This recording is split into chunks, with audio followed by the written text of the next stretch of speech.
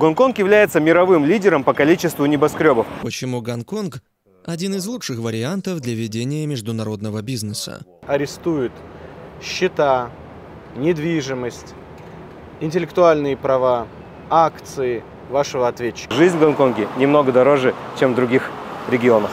Стартап – это всегда мало денег. Стоит ли открывать бизнес в Гонконге? Очень хороший вопрос.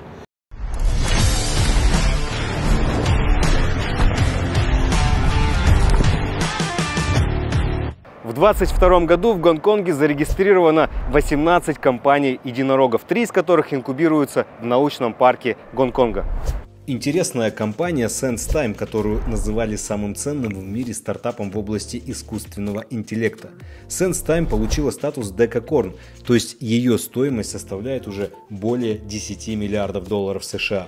SenseTime также прошла IPO на гонконгской фондовой бирже в декабре 2021 года. Есть компания SmartMore, которая за 18 месяцев достигла оценку в 1 миллиард долларов. Компания предлагает услуги по автоматизации и оптимизации производственных процессов, снижая себестоимость и повышая эффективность производственных процессов за счет внедрения информационных технологий. Стоит отметить и логистическую компанию Lalamove, которая может похвастаться присутствием более чем в 20 городах материкового Китая, Азии, Латинской Америки и Индии.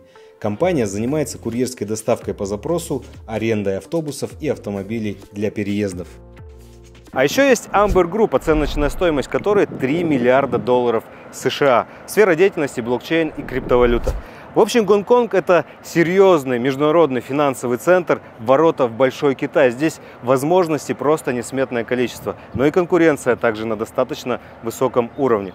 С вами Виталий Черясов, видеопроект «Бизнес без границ». И сегодня будет много цифр, много миллиардов и полезной информации про экономику этого города. Поехали! Давайте разберемся ближе с экономикой Гонконга. Многие говорят, что это сильная точка притяжения для бизнеса, финансов, стартапов. Предлагаю разобраться, правда это, или неправда. А вы пишите свои мысли в комментариях. Гонконг – это один из финансовых центров мира. ВВП страны в 2022 году составил 363 миллиарда 400 миллионов долларов. Для сравнения, ВВП Арабских Эмиратов, нефтедобывающей страны, в том же году составил 503 миллиарда долларов. А ведь Гонконг не такая уж и большая страна. Дальше мы посмотрим, почему так произошло. Инфляция в 2022 году 2%, а безработица около 3%. Экономика Гонконга остается одной из наиболее развитых экономик.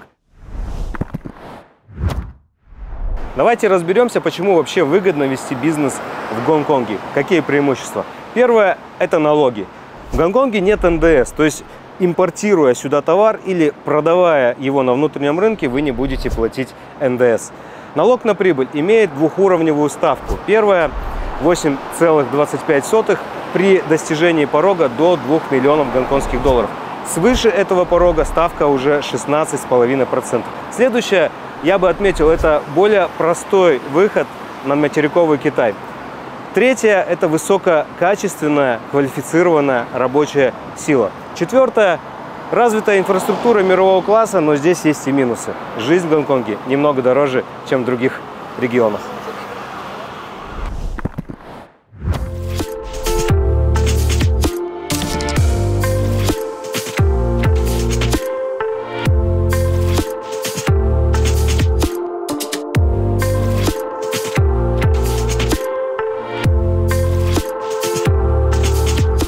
Ну что, как всегда, экспертная информация от топовых экспертов в любой стране мира. Сегодня Гонконг.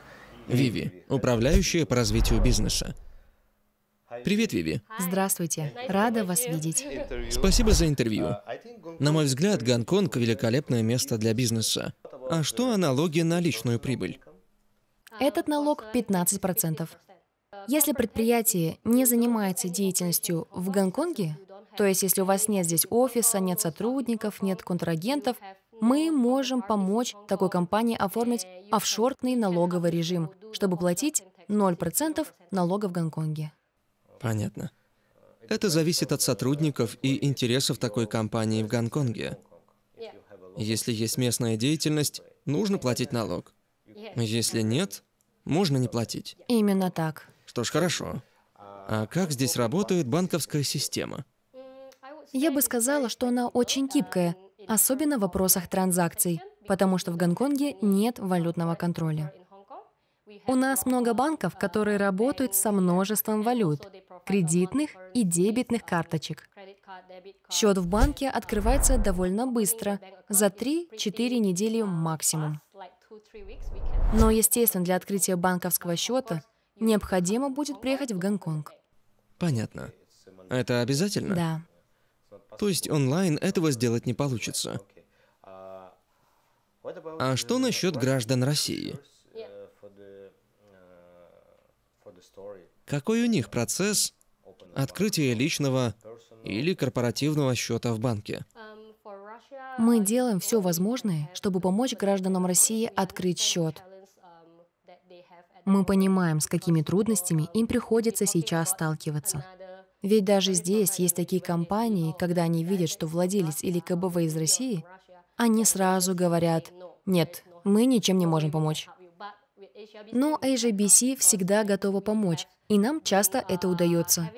Когда конечный владелец компании из России, мы сначала проверяем все документы, проводим предварительное обследование, все ли документы в порядке.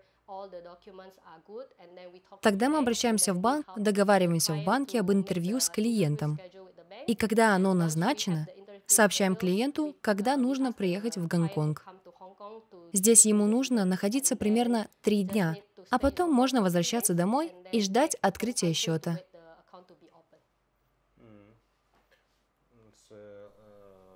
Звучит неплохо. А как насчет других стран? Например, если у человека израильский паспорт. Как это работает в таких случаях? С израильским паспортом счета в Гонконге открываются без проблем. Для клиентов из, так сказать, национальностей среднего риска у нас множество вариантов. Мы можем открыть счет в HSBC, DBS, OCBC, Binhain, BOC, BEA, Ташилинг и даже в банке China City. У нас, по сути, связи во множестве банков. Великолепно. А могли бы вы объяснить разницу между банковской системой Гонконга и системой континентального Китая? Особенно для иностранных инвесторов. Для иностранных инвесторов хорошо. Обычно по континентальному Китаю много ограничений на снятие денег. Так устроено их законодательство. И потому многие клиенты с континента открывают счета у нас. Это называется предприятие с окошком, которое помогает бесперебойно проводить транзакции и бизнес-расчеты. Ведь в Гонконге нет контроля валюты, и потому деньги можно переводить куда угодно и получать откуда угодно. Если, конечно, это не попадает под санкции. Так что в Гонконге намного проще вести бизнес, чем в континентальном Китае. А если я хочу вести бизнес с континентальным Китаем, будет ли мне проще создать для этого промежуточную компанию в Гонконге? Естественно. Именно поэтому многие иностранцы так и поступают. Тем более, что для основания компании нет нужды посещать Гонконг. Это можно сделать дистанционно. А в Китае для открытия компании нужно присутствовать лично. Еще в Гонконге сам процесс намного проще. Все можно сделать за 1 день. А в Китае нужно оформить и заверить множество документов, и занимает это намного больше времени. А еще, открыв компанию в Гонконге, намного проще расширить бизнес и на соседние мегаполисы, как Шэньчжэнь и Гуанчжоу, потому что компания в Гонконге – это уже солидно. Расчеты с такой компанией примет любой банк. С первого взгляда жизнь в Гонконге смотрится достаточно удобной и привлекательной. То же самое, я думаю, относится и к бизнесу, ведь Гонконг – это второй по величине в Азии и 4-й в мире валютный рынок в 2022 году. В том же 2022 году Гонконг занял 3-е место в мире по объему привлеченных иностранных инвестиций. Сумма составила $140 миллиардов. Также Гонконг – это глобальный офшорный центр для бизнеса в юанях. По данным SWIFT, в 2022 году количество транзакций составило 74% именно на Гонконг. К тому же порт Гонконга является еще одним из самых загруженных контейнерных портов в мире, заняв 9-е место в мире по пропускной способности контейнеров в 2022 году. А логистическая сфера – одной из ключевых в экономике территории, о чем мы также поговорим с одним из наших героев. Слушай, вот ты говоришь, капиталистическая модель более злая. Расскажи про свой опыт вхождения в эту модель. Да, вот ты приехал, поработал, потом у тебя появилось желание открыть свой бизнес. Вот на первых этапах, насколько это было сложно вообще? Юридически, технически я открыл гонконгскую компанию. Я готовился к тому, чтобы поехать в Гонконг. Я открыл ее в 2012 году. И счет в банке открыл тоже в 2012 году. Вот. А дальше, после 2014 стало хуже, потом еще хуже, но я уже делал какие-то эксперименты. Я пытался там, эту модель адаптировать там, или как-то ее делать сделки со своими клиентами. Вот. И вот для единовременных и понятных сделок, когда их немного, в них есть, там, купил за, не знаю, за 5, продал за 8.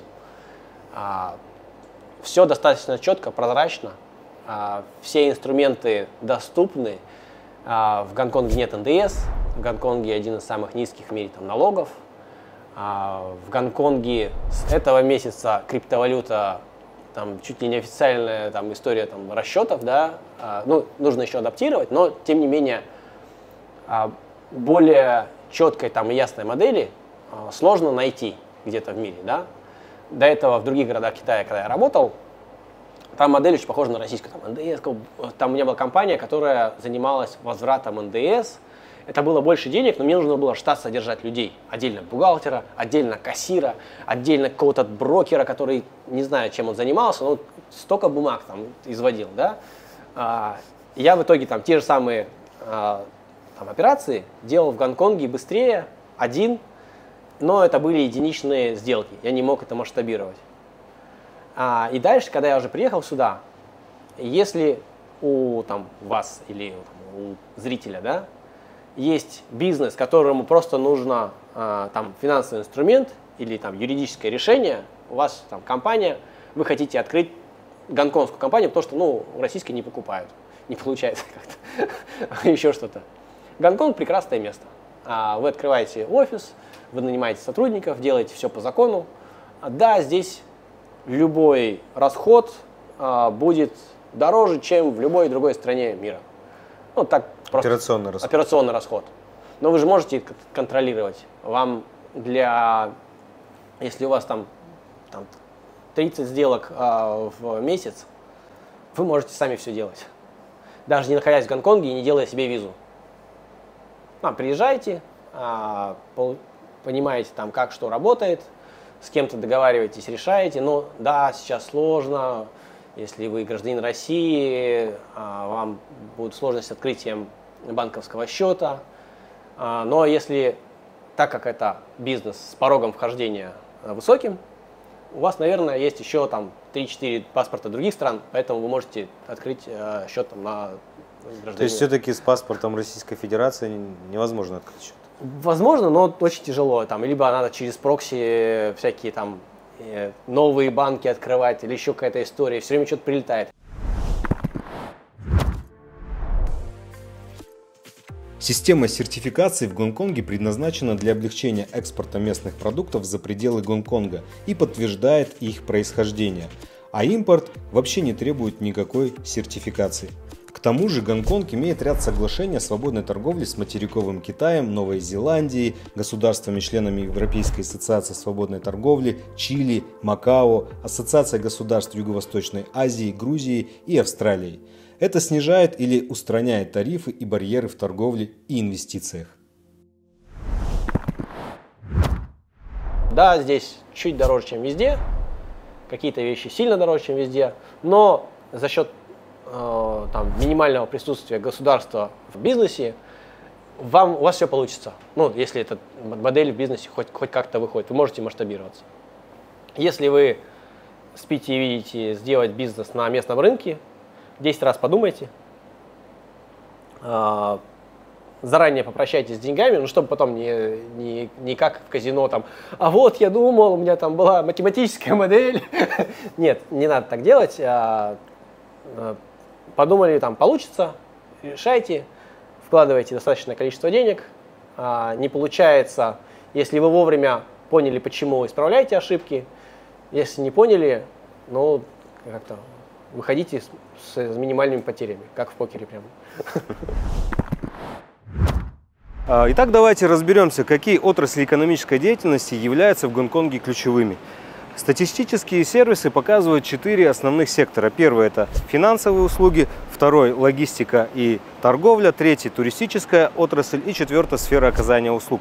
В 2021 году эти 4 сектора заняли 56,5% во всем бюджете Гонконга.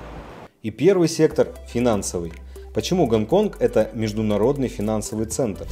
По капитализации фондового рынка Гонконг занял 4-е место в Азии и 7-е место в мире, а по числу IPO стал 4-м в мире. Все данные за 2021 год. Гонконг прочно зарекомендовал себя как точка входа в материковый Китай и как глобальный деловой центр для инвестиций и торговли в юанях. Поэтому финансовый сектор занимает 21,3% ВВП этого города и 7,6% трудовых ресурсов. Не могли бы вы рассказать о каком-либо интересном проекте, который вы поддерживаете? Возможно, вы поддерживали какой-то известный проект, когда он открывался в Гонконге. Недавно к нам стало обращаться много клиентов из России.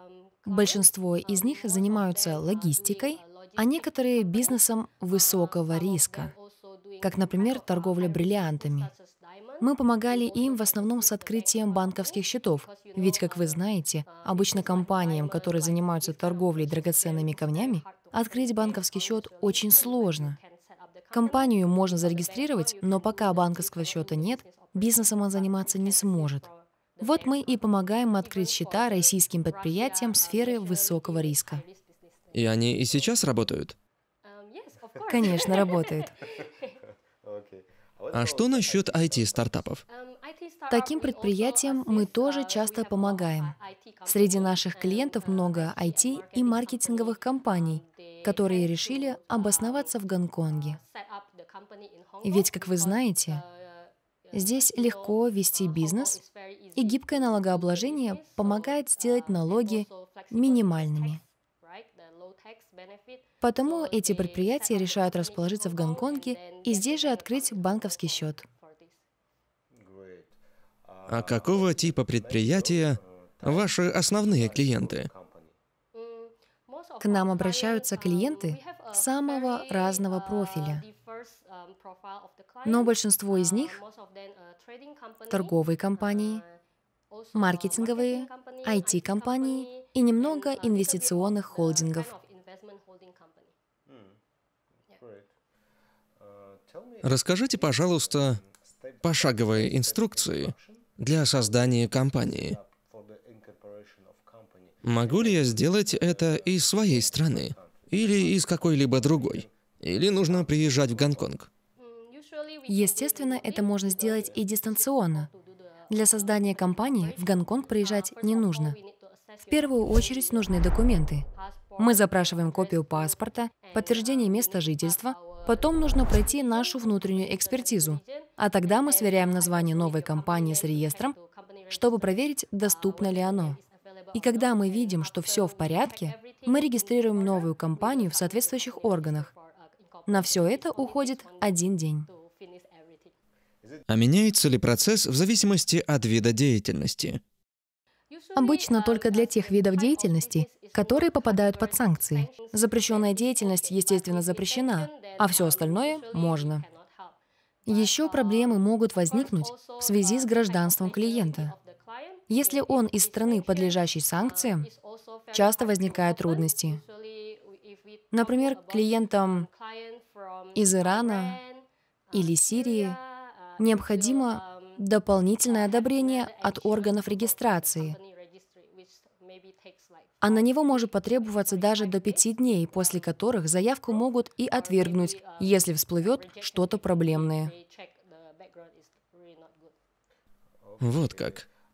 А какой государственный орган занимается регистрацией компании? Вся информация о компаниях – удел реестра компаний. Могу ли я, как бизнесмен, обратиться непосредственно к этому реестру? Можете, но тогда вам нужен будет секретарь компании здесь, в Гонконге. Вот с этим мы и помогаем, что делает процедуру регистрации намного проще. Вам тогда не придется самому собирать нужные данные и тратить лишнее время, ведь мы предлагаем решения во всех сферах деятельности компаний, начиная с основания компании, открытия банковского счета и включая бухгалтерию и аудит в вашей компании. Во всем нужно пользоваться профессиональной поддержкой.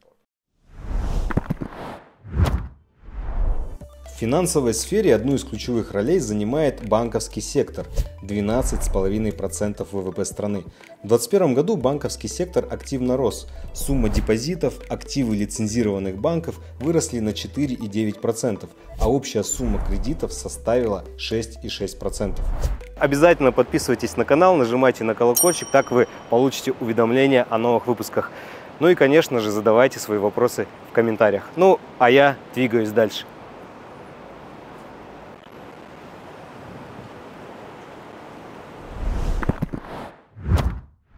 Иван, эту часть выпуска мы снимаем как часть о бизнесе в Гонконге, и я много слышу о том, что Гонконг – это международный финансовый центр. Насколько вообще оправданы вот эти притязания как лидера в этой отрасли, международном, может быть, в региональном масштабе? Насколько комфортно здесь себя чувствуют стартапы, в том числе технологичные? Ну, на самом деле, это действительно международный финансовый центр, благодаря своей банковской системе, налоговой системе и валютному контролю, точнее его отсутствию. И Гонконг, на самом деле, это уникальная локация по одной простой причине, потому что все финансовые потоки из Китая материкового, они идут практически через Гонконг. Это 85%, там чуть-чуть идет через Шанхай, но в основном идет через Гонконг. Поэтому здесь имеют представительство практически все крупные мировые банки, и некрупные тоже, благодаря этому. Здесь отсутствует налог на прирост капитала, очень там понятная и с хорошей репутацией законодательная система и так далее. Вот.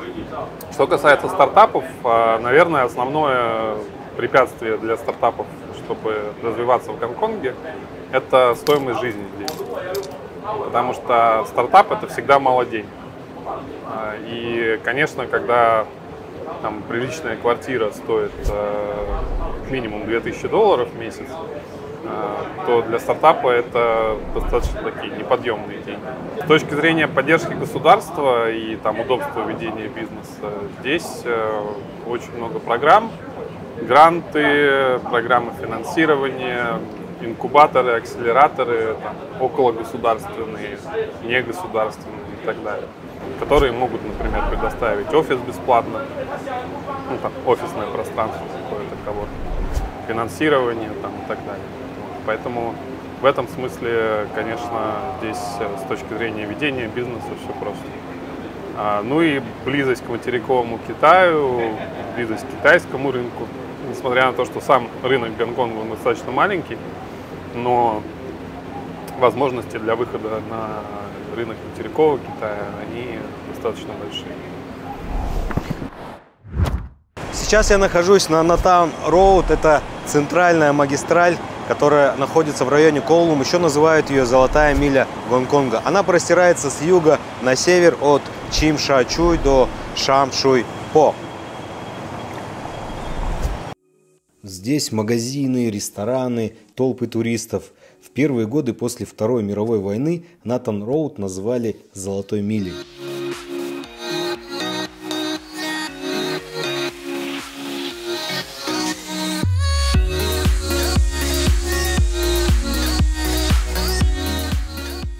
туристический сектор Гонконга во время пандемии в 2021 году пережил колоссальное падение на 77%. Сейчас же туристическая отрасль опять восстанавливается, и в 2023 году уже зафиксирован приток туристов в количестве 603 тысячи человек. Половина из них из материкового Китая. А сейчас мы рассмотрим следующие важные секторы в экономике Гонконга – торговля и логистика.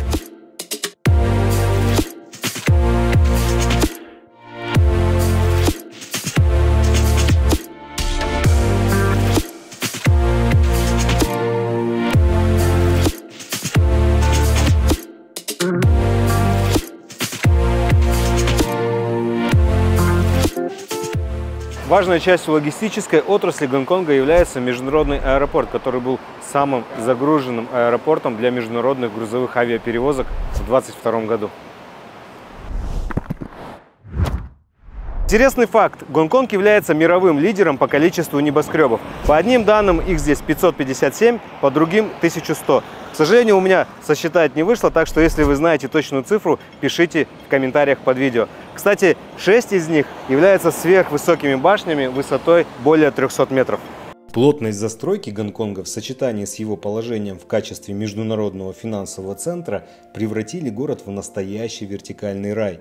Знаковые здания, такие как ICC Tower, Two International Financial Center и Central Plaza, помогли сформировать его уникальный городской ландшафт. На мой взгляд, Гонконг – великолепное место для бизнеса. Насколько я понимаю, главный бизнес Гонконга – это торговля. Конечно. Торговый и логический бизнес, правильно? А могли бы вы объяснить подробнее, почему Гонконг – один из лучших вариантов для ведения международного бизнеса? Как вы уже, наверное, заметили, в Гонконге много банков. Это обилие банков делает нас одним из главных финансовых центров Азии. Потому-то здесь так легко вести свой бизнес. Открыть его довольно просто. На это уходит всего лишь день. После этого можно получить банковский счет и начать заниматься бизнесом. О, это довольно быстро. Скорость важна для каждого бизнеса. Именно. Эффективность нужна во всем.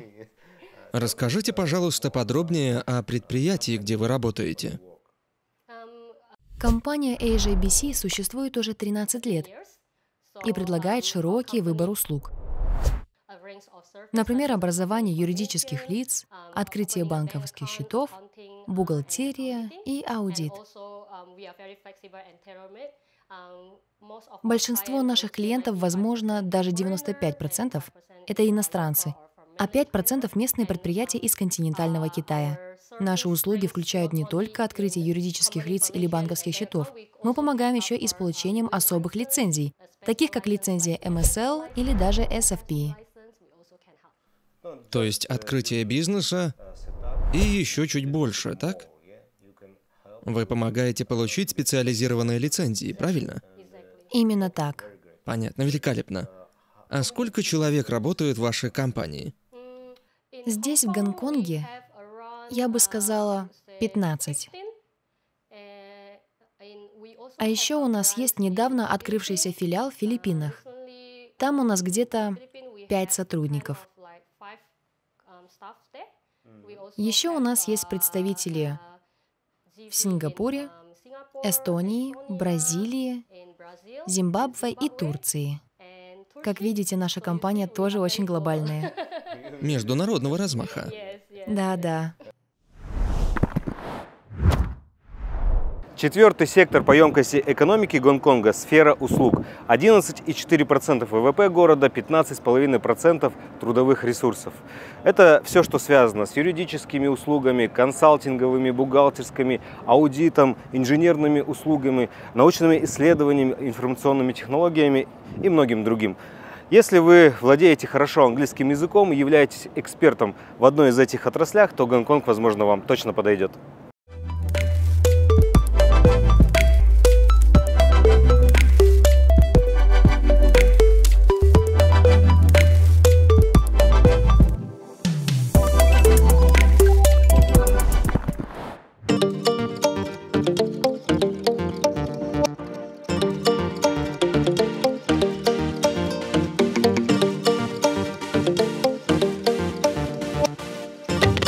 говорится, если хочешь идти быстро, то иди один, а если далеко, иди в компании. Вот сегодня мы в компании с партнером в Гонконге и пришли в одно интересное место, которое напрямую относится к нашей деятельности, к деятельности партнера Александра Кукуева. Саш, где мы находимся? Это Международный гонконгский арбитражный центр. Это место довольно примечательно тем, что является местом, где рассматриваются альтернативно государственным судам споры между юридическими лицами. Компании из России, стран СНГ, Китая, Англии, США рассматривают свои споры здесь. А судят их не государственные служащие, а бывшие юристы, судьи в отставке. Все это сопровождается справедливым рассмотрением спора по высоким качествам стандарта арбитража. Кому он может быть интересен? Этот гонконгский международный арбитражный центр интересен прежде всего бизнесменам, которые ведут свою торговую деятельность с Китаем. А таких здесь много, насколько я знаю. Очень много. Он отличается от китайских государственных судов тем, что совершенно независим от государственной машины Китая. Во-первых, он находится в Гонконге, подчиняется системе общего права. Вы знаете, между Гонконгом и Китаем есть некий договор. Две системы, одна страна. Английское право, common law, на территории Гонконга и civil law, материковое право, на территории Китая. Здесь судят английские, новозеландские, австралийские, европейские и российские арбитры. Арбитры со всего мира, которые никаким образом не связаны с Китаем. Третье. Этот арбитражный центр не спонсируется ни правительством Китая, ни правительством Гонконга. Он абсолютно независимый. Поэтому, если вы ищете независимое рассмотрение спора, и одной из ваших сторон является китайская сторона, но не обязательно, вы имеете право заказать услуги, да, и обратиться за разрешением спора в Гонконгский международный арбитражный центр. Я знаю, у тебя сейчас встреча была с представителем этого центра. Удалось о чем-то договориться? Может быть, какие-то новости, с которыми ты готов поделиться с нашими зрителями?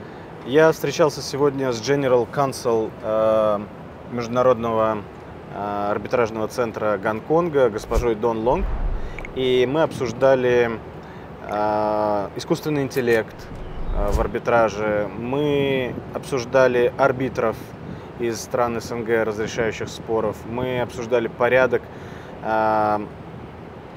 как стать арбитром в центре. Много вопросов, посвященных обеспечительным мерам, принимаемым в пользу истца Гонконгским арбитражным центром. Оказалось, что Гонконгский арбитражный центр принимает обеспечительные меры в отношении ответчика, находящегося на территории Китая, быстрее всего. То есть в течение 24 часов арбитражный центр примет вашу заявку и рассмотрит в течение нескольких дней, проведет заседание по рассмотрению обеспечительных мер, арестует счета, недвижимость, интеллектуальные права, акции вашего ответчика. Это только на территории Китая? А как и на территории Гонконга, и на территории Китая. Как работает, как исполняется решение арбитражного гонконгского центра в мире в целом? Очень хороший вопрос. Исполняются они настолько хорошо, что, например, на территории Китая с 2010 года не было ни одного случая отказа в приведении в исполнение решения Гонконгского арбитражного центра. То же самое в отношении всех остальных стран. По крайней мере, в открытой статистике Гонконгского арбитражного центра нет ни одного случая не приведения в исполнение его решения за пределами Гонконга в связи с нарушением, например, публичного порядка. То есть это один из самых успешных арбитражных центров, и его решения признаются во всем мире. Скажи, для какого бизнеса, может быть, для каких бизнесменов больше всего подходит именно Гонконгский арбитражный центр?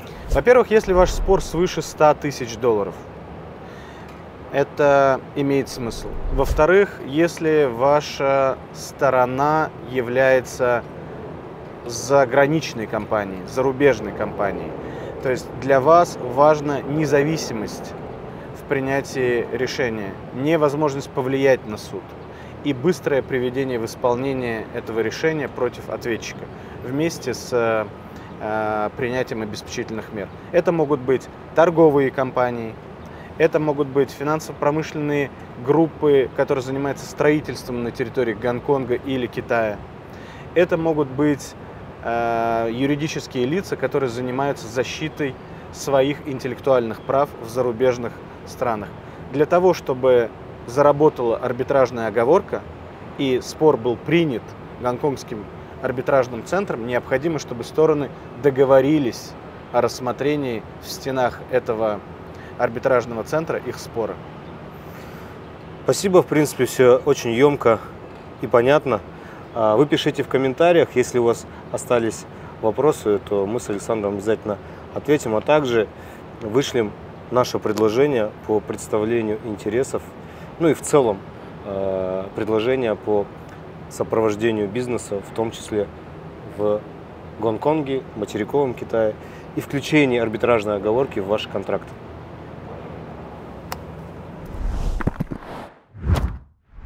Мы на местном Таймс-сквер, и здесь же мы подобрались к главному вопросу нашего выпуска. Стоит ли открывать бизнес в Гонконге? Гонконг – настоящий азиатский хаб с большими возможностями и большими капиталами. У него открытая экономика и низкие налоги. Какие же компании следует открывать в Гонконге, на мой взгляд? Я бы разделил здесь на две части. Если вы смотрите в локальный бизнес, то присмотритесь к отрасли туристической, все, что с ней связано. Это турагентство, службы размещения, консьерж-сервис и так далее. Food and beverage – огромное количество ресторанов, баров, кафе. Я уверен, что и вы среди них сможете найти свое достойное место. IT, блокчейн, криптовалюта. Блокчейн и криптовалюта активно развиваются, и относительно недавно, вот буквально, по-моему, на той неделе, было введено регулирование, которое позволило работать компаниям в блокчейне, официально работать именно в Гонконге. Да, там есть еще свои сложности, но я уверен, что они их пройдут, и в этой отрасли будет удобно работать именно в Гонконге.